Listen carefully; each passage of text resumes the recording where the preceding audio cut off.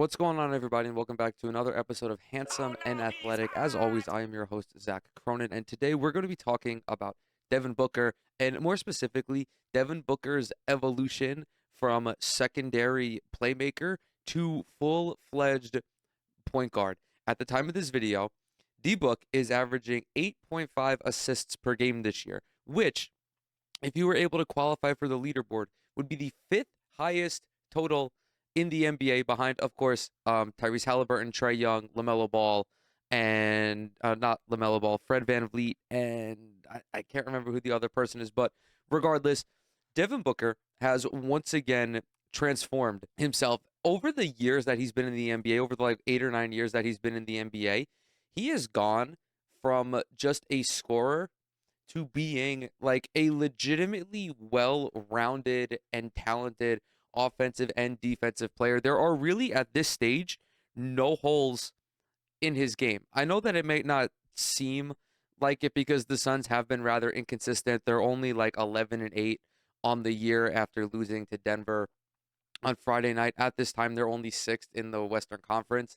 But you have to remember that this team has not been healthy. This team has rarely been fully healthy this season. Book has played just 10 games. Bradley Beal's only played in 3 games. The only consistent members of the lineup or the only consistent member of the big three has been Kevin Durant. But it's crucial to remember that in the 8 games or in the 10 games that Devin Booker has played, the Suns are 8-2. His addition to the lineup obviously adds a very welcomed and a very necessary dynamic. Upon their decision to move on from Chris Paul and form this electrifying big three that was very wing centric, the one thing that I knew they were going to struggle with and would have to overcome to continue to be dominant is their lack of a point guard. And I don't just mean a point guard in the sense that somebody is there to play make. I mean a legitimate bona fide facilitator and game manager, which is the skill set that Chris Paul fit perfectly with that team. He didn't have to worry about looking for his own shot. He could create for Devin Booker. He could create for KD. Like, you needed somebody to be able to control the game, dictate the tempo, orchestrate sets in the half court, pick and choose when to speed up the pace, pick and choose when to slow it down. And Devin Booker has done that. And I cannot say that this was something I expected. I thought that what we saw last year was maybe the cap for him, averaging, what was it, like 5.5, 6 assists with a couple of turnovers. But clearly, I was wrong. I don't want to say that it's like something that we've never seen Booker do, because in the past, like, yeah, he has become a much better playmaker. But I think the two stats that really highlight his growth, again, from that secondary playmaker to a legitimate point guard, is his turnover percentage and his assist percentage. Booker has always been a very high usage player. And as we see with high usage players, they tend to have inflated turnover numbers, largely because their ball is in their hands more than anybody else. As it stands right now, his usage rate is 32.6.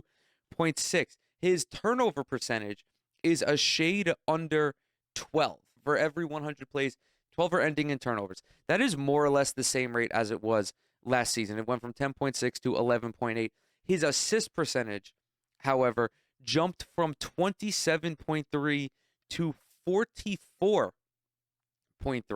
Just for some comparison here, Tyrese Halliburton, who is a much lower usage player, his assist percentage is 48.2 and his turnover percentage is 11.1.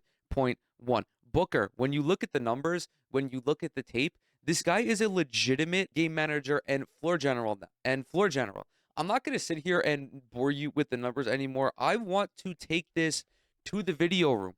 I want to physically show you how Devin Booker has improved so drastically over the course of this season. Now, we're going to look at 3, potentially even 4 games of his. I want to look at the 15 assist outing he had against the Jazz. I want to look at his game against the Spurs as well, even though the Suns kind of got ass blasted in that one.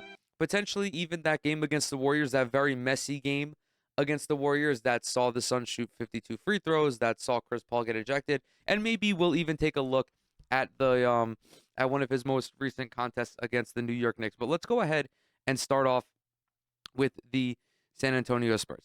I'm not going to dissect every assist because, as tends to happen when you play with a guy like Kevin Durant, a lot of assists that you're going to get are basically just, passing the ball to him and him making an open shot. But there is a little bit of basketball IQ necessary there. So we're going to go ahead and show like the mental and physical transformation of Devin Booker as it comes to being a passer. This pass is among the most difficult any NBA player can make. The bounce pass in transition, the bounce skip pass in transition to anyone running in transition to deliver that on time and on target is an exceptionally difficult pass. And look at the ease at which Booker delivers this to Grayson Allen. In stride, on the hop for an easy dunk. Like, I don't want to overstate it. I don't want to, seem like I'm glazing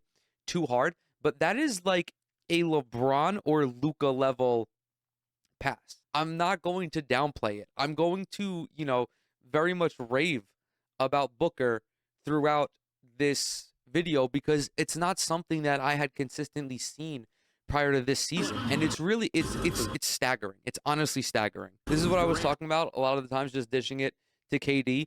So Booker gets this screen from Nurkic. Now this pass is open. This is open, but honestly, when in doubt, you're early in the shot clock as well. I know you guys can't see it because my face cam is in the way, but there is 18 seconds left on the shot clock. Dish it to KD. See what happens. Like, again, this is the 10th all-time leading scorer, the recently joined 10th all-time leading scorer in the history of the NBA. Another example of Booker. I don't even think there's been an example where I've mentioned this. But Booker using his eyes to control the defense, which is another skill that every great point guard has developed. And I've been using the term point guard, but I'm also in that including like Luka Doncic, who isn't necessarily a traditional point guard. I'm talking about LeBron James. I'm talking about Nikola Jokic, like guys who may not be point guards, but have the point guard skill set just in a bigger body. As we know, Devin Booker is a larger guard. So he is like technically the Suns point guard, but not a traditional point guard. However, you wouldn't tell that. You wouldn't be able to tell that off of watching this tape. So right here, screen by Eubanks. San Antonio, literally everybody is looking at Devin Booker. Grayson Allen notices that his man is in La La Land. He's just hanging out. Slides to the corner. Booker at no point looks at Grayson Allen. He is forward. He is looking straight ahead. Maybe dishes it to KD on the baseline, even though that's a low percentage pass. Maybe gives it back to Eubanks. Maybe he kicks it back out to Eric Gordon to reset the offense. No, he instead dishes to Grayson Allen, notices that Allen is basically wide open. Take the easy bucket. Grayson Allen is a very good three-point shooter. This was one of the passes I saw where I was like, God damn. The athleticism, the body control, the awareness, the court vision, everything is on display here. The ball handling as well. You have to guard Devin Booker in transition. I think I'm going to mute the game audio, actually. Just make it really low. You have to guard Devin Booker in transition. Shakes his man with his behind-the-back pass. Now you have Victor Wembanyama currently leading the NBA in blocks per game. You could potentially go up for a shot. You would maybe get 2 free throws. You do, however, have Mr. 50% from 3 hanging out in the corner. Look at the whip pass on target in KD's shooting pocket for an easy 3. Folks, I am incapable of articulating how remarkable that pass is. Like, that is a pass that only like a handful of guys in the league are making. And there are a few of these that we're going to see today where it's like, okay, damn, like really only LeBron, Luka, Prime, Chris Paul, folks like that. I mean, Jokic is going to make some of these passes as well, just without all of the athleticism, but still, like, it doesn't take anything away from Devin Booker to be able to execute these high degree of difficulty passes consistently and efficiently. Very simple attack here by Devin Booker. Take the Eric Gordon screen, beat your man off the dribble, collapse the defense. You got Drew Eubanks wide open. There is potentially also another option to dish it here in the corner, but I believe that's Keita Bates-Diop who's sliding down. Again, early in the shot clock, try to get a higher percentage shot. You don't need to settle for a corner three you don't need to settle for a corner three at this rate. Kick it to Eubanks. If he doesn't like it, he can kick it back out and recollect. But look at that. Easy dish, easy finish, high percentage look. Especially also take note of the score. My dumbass is blocking it. It's 109 to 98 in the fourth quarter with 10 minutes left. Like, you should be trying to get quick, efficient baskets at this time. Like, you're 5 feet away from the basket, take it. Try to continue to cut this lead down. I love dissecting transition plays because you can tell a lot about a player by how they play these 3-on-2, 2-on-1, 3-on-1 situations. So right now, Devin Booker has Keita Bates-Diop on his right.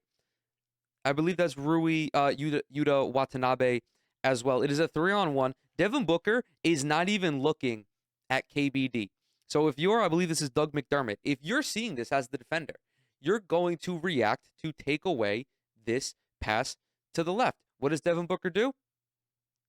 Easy shovel, uncontested dunk. Like, doesn't even look at KBD at all. His eyes are either forward or to the left the entire way down the court, and it's an easy dunk to cut the lead to 3 points. We are now at the Phoenix Suns versus the Utah Jazz, a game in which Devin Booker registered 15 assists to just 1 turnover, a Tyrese Halliburton type performance. And this was, when I looked at the box score, I was like, this is one of those games where you're just feeling it. Like, anytime you have an assist to turnover ratio of 15 to 1, you have to break down the film, because that doesn't just happen.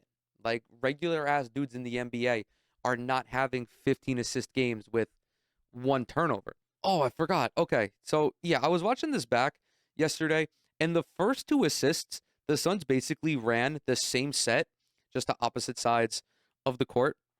So you have Nurkic. I mean, the same set. It's basically just like a high pick and roll. So you have Nurkic setting a screen for Booker. You have Grayson Allen coming up to set yet another screen on the switch. And then Devin Booker pretty much just sends this to the corner because Lauri Markkanen over-rotates. He overhelps on Nurkic, gives up the 3. Now they run the same set just to the opposite side. So Nurkic is going to come up, set the screen. You have Grayson Allen setting another screen. And then Lauri Markkanen does not over-rotate on this play.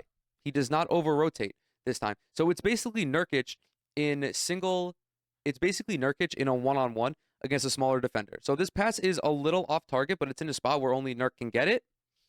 I mean, that's him on, what is that, Keontae George, I believe that is, rookie. Like, that's an easy matchup.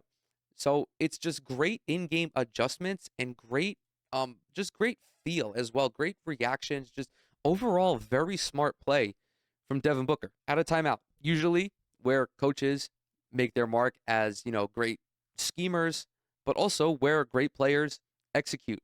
Now, keep in mind, this is a 3-man set with Devin Booker, Drew Eubanks, and Yuta Watanabe. Like, this isn't even the big 3 that we're going to be seeing. But look at how easy it is for them. We get a brush screen. Yuta sets a screen on Booker's man. Eubanks rolls, is wide open as well. Look at it's a defensive breakdown, definitely, but you have to be able to take advantage of defensive breakdowns if you're looking to become a championship team, which, of course, the Suns have the talent to be, but it all comes down to health, chemistry, all of these different variables which have yet to be seen. This was another pass. I was like, holy fuck. So this is a mismatch, very clear mismatch. Devin Booker on Lauri Markkanen, and there is no chance that Markkanen is going to be able to hang with Booker. So the help has to be quick. The help is non-existent. Devin Booker is 2 feet, both balls, and his whole dick in the paint. And there is no, he could go up for a layup right here. He could take an easy 2 points. Talen Horton-Tucker is not where he should be. Kelly Olynyk is behind the play. Colin Sexton is looking but making no real attempt. This would be a relatively high percentage look for a guy like Devin Booker. Instead, you swing it out to Yuta Watanabe, a very, very good, historically a very good 3-point shooter. But look at the degree of difficulty on this pass. My man is under the basket. And the pass is a little high. but more or less in Utah's shooting pocket. Let's watch this back in full time. Just a great read, and just, one of those risks that you can take early in the game where you pass up a layup for a three. Like, I don't know if Booker's doing that if, the score is tied, or if, Phoenix is up by two or down by two late in the fourth quarter. But, again, as Professor Oak once said, there is a time and a place for everything. Play is not too spectacular, but I think I want to see more of I think I want to see the Suns do this a little bit more, where you put Booker in a post up, like a little bit above the free throw line, and just let him survey. Like, the Nuggets do this a lot with Nikola Jokic. LeBron has done this a lot historically. Like, when you're a bigger guard or you're a bigger passer, bigger playmaker, you can get away with just hanging out at the top of the key and letting the offense unfold. There really isn't a lot of action going on here. I mean, we get like a little cut, kind of, and ultimately it results in a shot for Drew Eubanks over Colin Sexton, or over Kelly Olynyk, my bad. But, like, I think that's a really interesting wrinkle that Phoenix can drop in. Oh, yes, this is another one. I don't, okay. Fundamentally, if you're a young player, I got to go full screen. I got to go full screen for this. If you're a young player, do not do what Devin Booker is about to do in this play. You will turn the ball over 99% of the time. It is a jump pass. It is a wild jump pass at that. So please, at the risk of your playing time going down, do not attempt this. But this just illustrates how Devin Booker has reached a higher level in terms of passing and playmaking. So KBD comes up, sets a screen. It's pretty much a double screen, more or less, just with, with Eubanks coming up and screening the switch if there is one. Now, this is okay pick and roll coverage. They are both converging on Booker, who is mid-gather right now. Now, I don't know, obviously, if they know that this is mid-gather in as the play is unfolding. But look at how Devin Booker gets this pass off. He is full extension in the air and just rifles it to Eubanks into the paint. Again, watch this full speed. Like, there really isn't anything to break down here aside from that. Only, again, like, the best passers are getting away with doing this, like LeBron, Luka, folks like that. Devin Booker, again, is an S tier passer, I would say. Like, statistically, you see it in the eye test. Like, it's plays like that keep possessions going, that plays that force the defense to keep defending well beyond when the play should be dead. Like, that should be a turnover. If you're in the air 99% of the time, you're not getting a pass off. Or if you are, it's low percentage. It's to the safety net at the top of the key. No, this was a pass in double coverage over the defenders to the roll man. So we're going to close out the video with Devin Booker's 11 assist performance against the New York Knicks. I said maybe we'd watch the Warriors. I don't really, I don't know. Maybe we will, maybe we won't. I do want to get some Knicks tape in there because the Knicks, as it stands, are among the better teams, the better defensive teams in the league. I think they're like second in volume allowed and fourth in defensive rating. Regardless, they're a top 5 defense. I don't think anyone's gonna argue against that. And whenever you watch tape, you want to see how a player performs against a good defense. And Devin Booker had 11 assists in this game against a good defense and only 2 turnovers. Also scoring 28 and with the game-winning 3. I forgot to mention that. Oh, perfect. Another transition. Okay. This is like literally the easiest transition play you can think of. I know what's going to turn out with this play because I watched it already, but even if I didn't, look at how Julius Randle is positioned. Like, you have to dish this. You have to give the ball to KBD. That is a way higher percentage shot than attacking Randle, who is basically focused on just Devin Booker. I mean, this man looks like he's in a foot race with KBD. He's not square. He's not, attempting to disguise what he wants to do. He's basically all in on Devin Booker. It's an easy dunk. Uncontested. And I know Julius Randle is not the best defender, but, like, again, you have to take advantage of plays like that. You have to get easy points when they make themselves available. Here we have another, I guess you could classify this as a no look. So Booker gets the screen, comes up to Eubanks, gets the handoff, little brush screen. Now, what are the options here? So Eubanks, potentially, depending on how much separation he gets on his roll. You also have Netu in the corner. Josh Hart fixated on Devin Booker. Everybody else fixated on Devin Booker.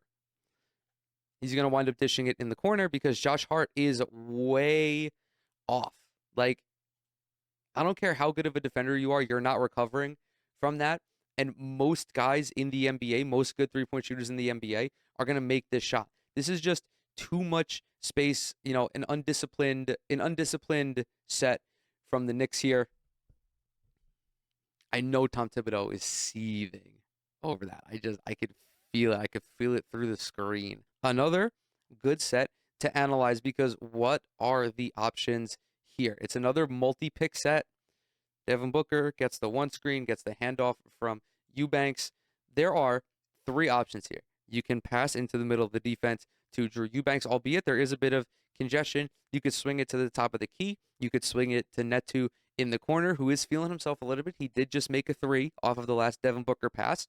Or D-Book can pull up for a mid-range jump shot. Again, he is that dude in the offense, so really anytime he takes a shot, it's a good shot, but he's recognizing to the benefit of the team now. He understands how important it is that other guys make shots and feel confident, so that way the defense has to guard them, which will in turn free things up for Devin Booker. Also, again, that's even more pertinent now that I don't think Kevin Durant played in this game. Bradley Beal didn't play in this game either. So what does he do here? He goes, kicks it cross court to Neto. Passes a little off. Now, if this pass is on target, this is an easy spot up three. But since the pass is high and a little bit to Netu's right, Emmanuel quickly is able to get back out. But still, one dribble pull up, little shoulder, floater. Again, like little things Booker could still improve on, but to even make that read is a tremendous step up for him. It's tremendous evolution. Phoenix is really a fan of these like multi-screen actions, which I understand. Like you want to get your player open, you want to get your best player open as quickly as possible, and they're working. Like the Knicks are having issues defending these types of sets. Now, part of me, I don't know like the actual terminology for what kind of set that this is or what kind of like type of action that this is, but it's working. Like he gets a screen, he gets a handoff, slip screen, and then good job of Eric Gordon for sliding down. Like this is just a veteran doing what veterans do. Recognizes that there's space in the corner, recognizes that his man that Booker cannot make the pass to him out here. So he just slides down. Perfect. I mean, easy. KBD with a little bit of a screen there. Legal or not, we don't know. I mean, it was clearly legal, but regardless, a little bit of help there from KBD. This is another one where I'm like, yeah, Devin Booker is a matured NBA player. This is a disadvantageous situation for anybody to be in. So Booker beats Josh Hart off the dribble, runs into Mitchell Robinson, and I believe this is Julius Randle right here. Bro is triple teamed. Well, he's initially double teamed, but now is triple teamed. So there is Eubanks. That's probably the safest pass. However, Robinson is close enough to be able to contest both the pass and then the shot. You have the skip pass out here, which is a little dangerous. I mean, you could swing it because quickly is rotating over. This pass is basically not happening. And then you have Netu over here. But watch how Booker remains composed in the face of not two, but three defenders. Randall comes over, turns, faces Randall. Now, Netu probably should have slid down a little sooner. But again, like younger player is probably not going to recognize that right away. Doesn't get the hint at all. That's probably the only thing is to just like once you see Randall turn his head and become completely disinterested in you, slide to the corner. Make this pass as easy as possible for Devin Booker. Because like here, he has to pretty much fall out of bounds to deliver this pass. If Netu slides down, it's just a simple bounce pass. This play, where the fuck is Emmanuel quickly? I mean, I know where he is. Obviously, he's at the other end of the court. But it's 5 on. can't count. It's a 4-on-4. Fucking stupid, man. Swing it to Devin Booker. Of course, for Phoenix, the one guy out of view is Drew Eubanks. So all of your guards are down there. Just see the opening. Now, New York gives up this possession largely because they're playing 5-on-4. Like, they do not have enough people to guard all of the Suns right here. Booker just flings it, easy dunk. And here comes Emmanuel quickly. Tom Thibodeau calls a timeout, presumably to send Emmanuel quickly to Siberia. I'm going to close this one out for today. Devin Booker, wow. I really have no other way to describe it. I hope you guys learned something today as well. Like Devin Booker, the evolution is remarkable. I feel very much about Devin Booker how I did about Blake Griffin. For Blake, it was probably a little more shocking considering, he was a big and he transitioned from literally being like a lob merchant to a legitimately well-rounded offensive player. But I'm going to be honest, I did not see Devin Booker taking on this role for the Phoenix Suns. I knew that he had the ability to be a good facilitator and a good like assist man for Kevin Durant and Bradley Beal, but I think that the game against the Knicks, really more so than anything else, illustrates that this guy is a legitimately talented floor general and game manager. I know I've said that like 3 or 4 times by now, but it's true. With that, I'm going to go ahead and close this video out. Thank you guys so very much for coming to hang out with me today. Everything I'm associated with is down in the description box below. Twitter, Instagram, TikTok. Subscribe to the channel. Leave a like on this video if you enjoyed it. Drop a comment as well. It really helps out with the algorithm. And with that, I'll see y'all in the next one.